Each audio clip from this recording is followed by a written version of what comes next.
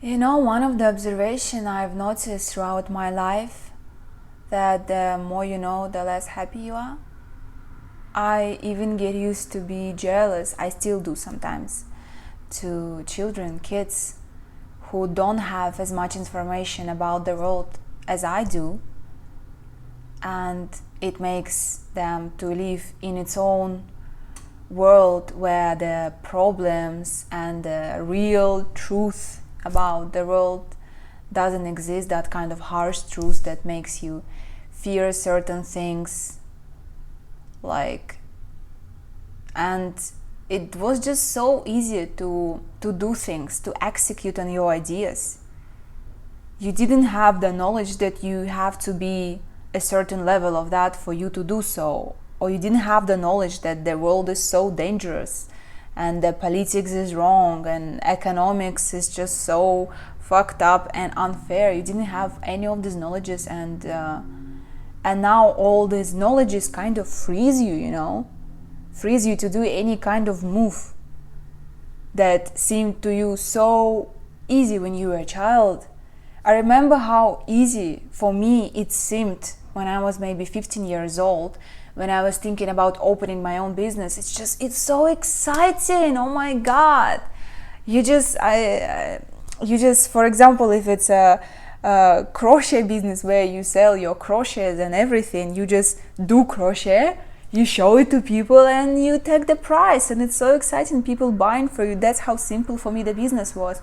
And now I need to do marketing, and I need to post on social media. I don't want to do this, and I mean, there's like so many competitors on the market. What is the point? I mean, and the price I will put for my products is way too high for most of the customers, but I cannot put lower because I put so much time, and the product and the materials itself, it's so expensive. And it's just like la la la la la la la la, because you have all these knowledges about the business and how it works, it freezes you, and you decided, oh no, I'm not gonna do this, that's way too much.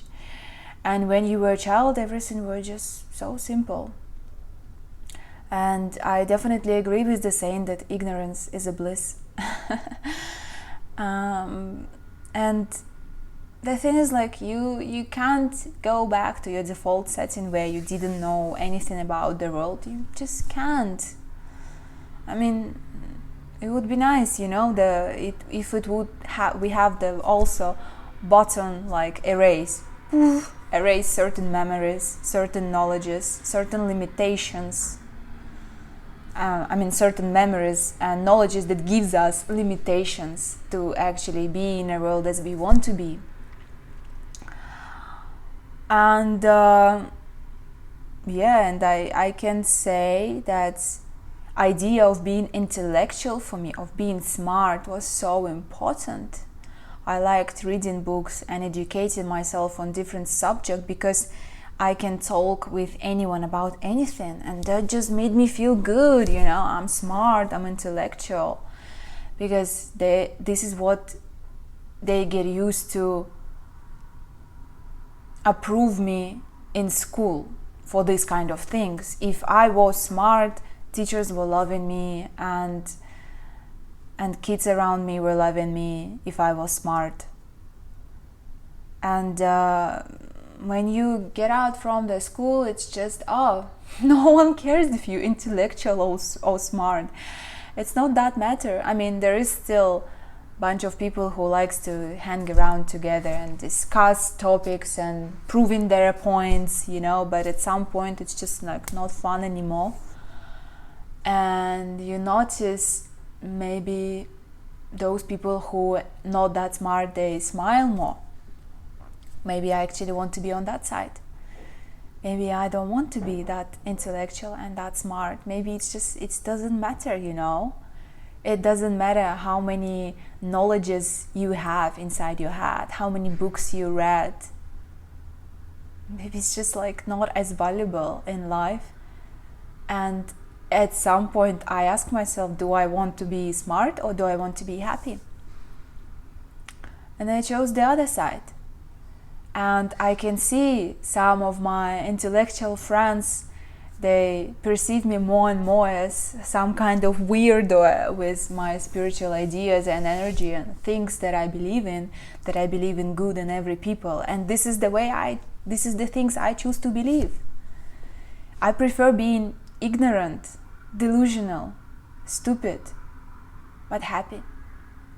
Because, I mean, what is the point of this, like, being smart ass if you can't even smile? I believe that your energy and what you bring to the room is much more valuable rather than your knowledges even. What is knowledges? It changes all the time. Today science said something about the earth and we believe, like, I don't know, the earth is round. Tomorrow they will say the earth is square. We've been wrong for the last, I don't know, 100 years. The earth is square, and we're like, oh, the earth is square, now we know it. And about every single thing it is this way. Politics, like, what is the point to know about this politics? Economics things, they argue all the time, they change all the time. And I mean, you can feel kind of what is going on in the world without even reading the news. It hits you at some point. I don't need to read the news to know that most likely economic of US will crash soon. That's just obvious. I don't even know where I have this knowledge, but it's just everyone feeling this. Like, and I mean, it's okay. What goes up, what is up goes down, and what is down goes up. It's just the cycles of life, and it's not bad or good thing, you know. And after it will rise again, this economic.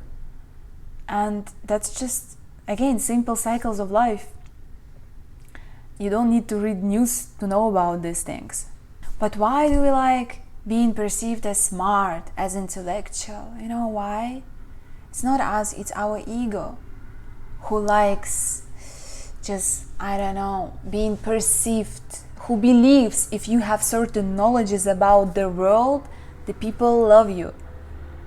But it's the expectations of ego that crashes to reality and tells you, no one gives a shit. No one cares. No one cares if you know how to calculate big numbers. Maybe in the movies they do. Maybe that's why we perceive this way.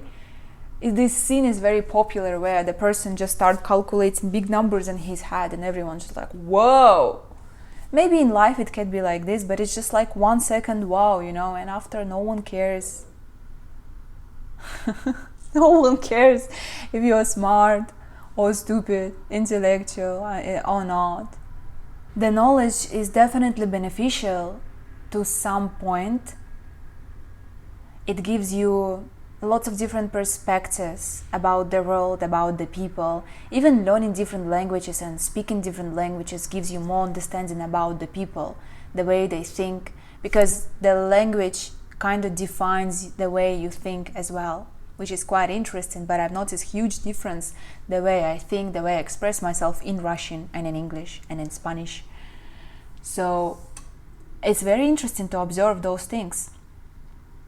And I don't think I would come to the conclusion where I choose myself to believe in love, believe in God, believe in unity without all these knowledges. All these knowledges just leaded me to some place where I had to give up all these knowledges about the world and admit all of this is just, I don't want to say bullshit, but I sort of want to say bullshit, because it's changing all the time, and it's just like one book, it's just someone else's perspective on thing, you know, and it's just one person said something through their reality at this very moment, and this person, the same person, would say already completely different thing, and you just choose to believe in this and sticking in this. It just doesn't make any sense. Like, you cannot rely on anything around you because it's just constantly changing. Whatever you will rely, whatever you will attach to, it will fade. It's so fragile. And I guess I needed to know all these things to kind of choose to come back to my default state where I know nothing, where I choose to believe in nothing, where I choose to believe in love, because yeah, it might be delusional or whatever, but it makes me feel good.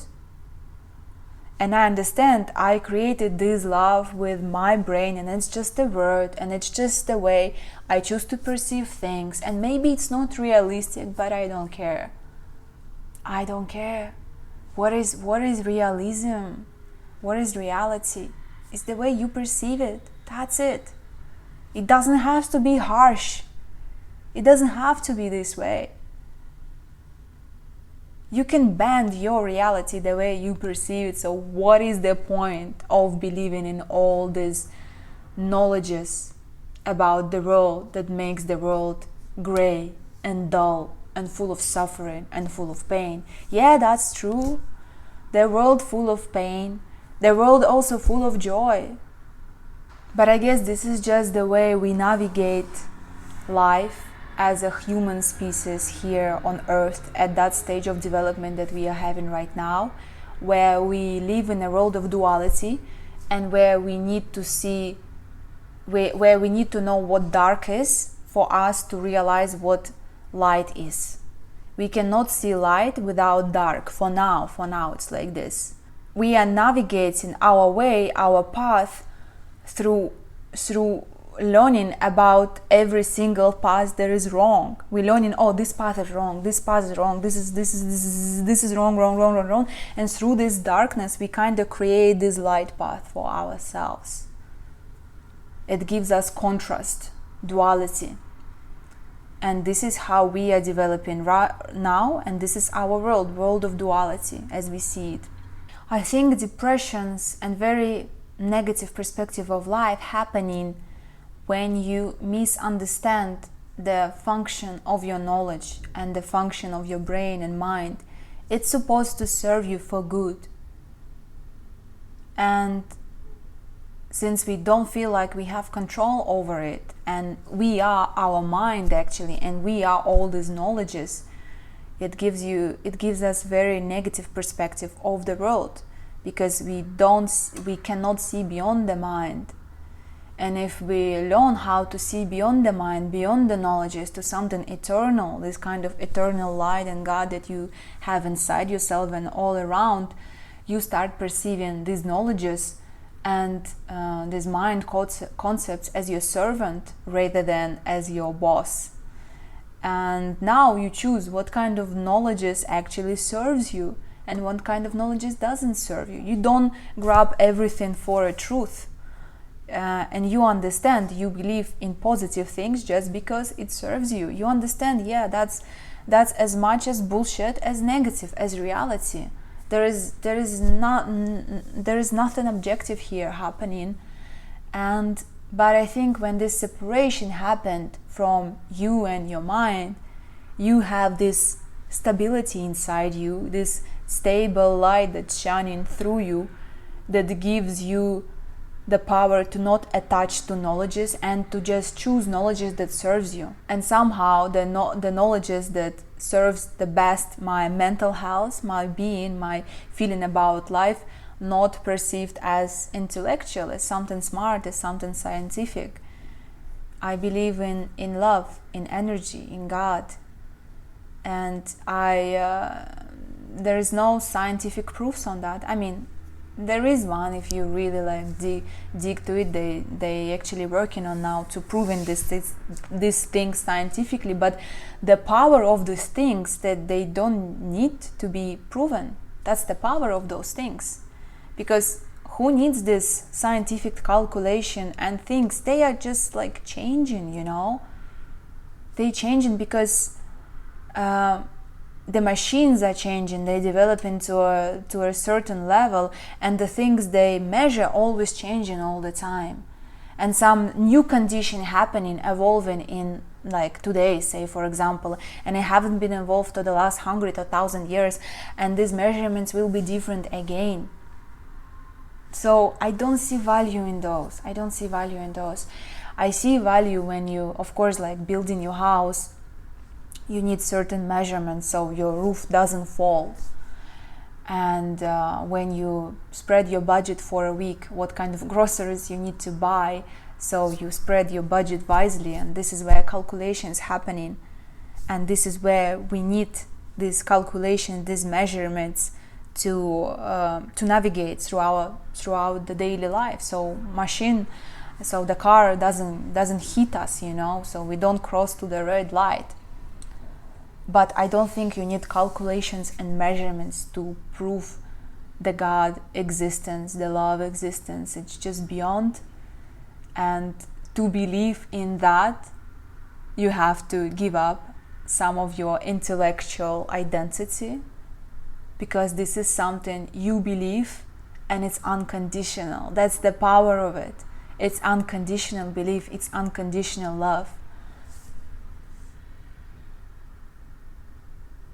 That's the funny part. In order for you to be able to love unconditionally, you have to give up your intellectual identity, at least some part of it, because your intellectual identity, your identity where you're smart, only loves and likes things when certain conditions are met.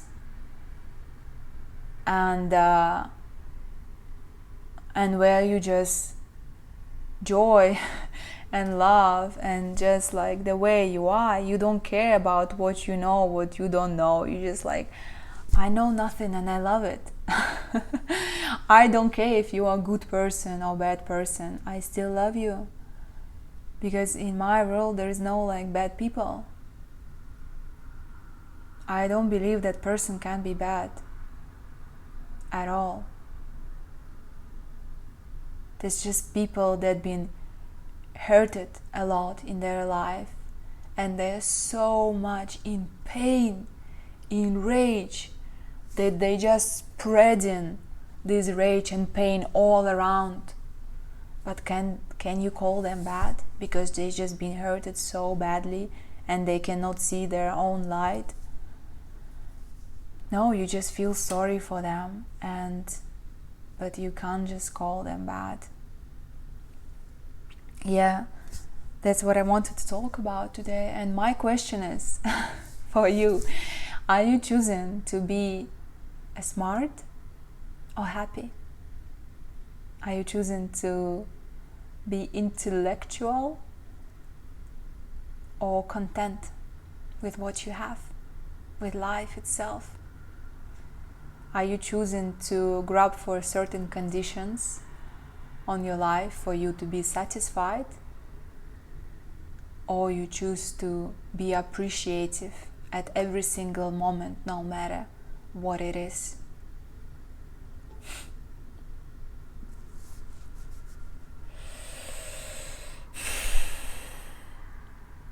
I love you.